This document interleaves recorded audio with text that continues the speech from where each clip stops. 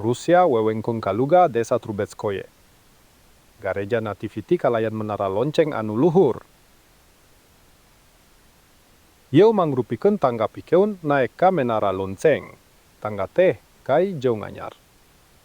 Arsitek teu nyieun tangga bata. Sareng aranggeuna napelkun tangga kai yeu di mana wae aranggeuna tiasa. Awun jeung teu merenah. Lamun liang yeu dijieun pikun fastening lante balok.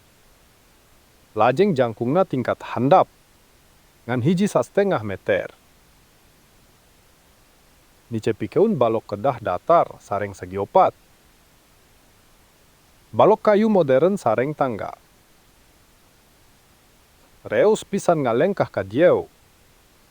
Nanjak tangga yeu mangrupikeun petualangan nyata kalayan aksi akrobat.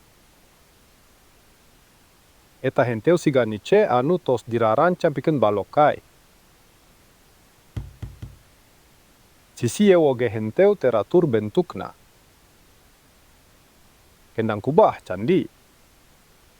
Tangga jeung deking di jeuna tina papan seger, di damel nembe. Di luhur aya sesa-sesa staircase hebol. Yeu bisa ditempo yen Nice pikeun balok de tur bengkung. Teu mung pikeun nyelapkeun balok lantri kandel anu dipercayakanna niwa sapertos kitu. Sanajan kitu liang pikeun railings di jeun leres. Liangna mulus tur jero. Abalok kai tina rektangular cross bagian aman diselapkeun di dieu. Tapi yeu liang pikeun ngagantelkeun railings. Atawa pikeun tameng nutupan bukan munara lonceng. Di luhuren aya sesa-sesa hiji staircase kai heubel. Satengah potongan kai. Tangga di jeun susapanjang perimeter jero munara lonceng. Liang pikeun balok anu nokt kaluar dina tembok. Liang bengkok kalayan ujung jaget. Aya sapotong leutik bata ditinggalkeun di tepi. Tangga kai heubeul. Yeu bisa ditempo yen yeu na pelengke. Liang aneh pikeun balok lantai.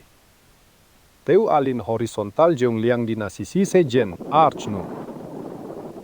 Arsitek ngawangun munara bel luhur di jeunna tina bata. Tapi anjeunna henteu ngadamel siling sareng tangga kaluhur. Liang yeu ditinggalkeun pikeun ngalampirkeun parancah. Henteu aya tangga pisan di munara lonceng.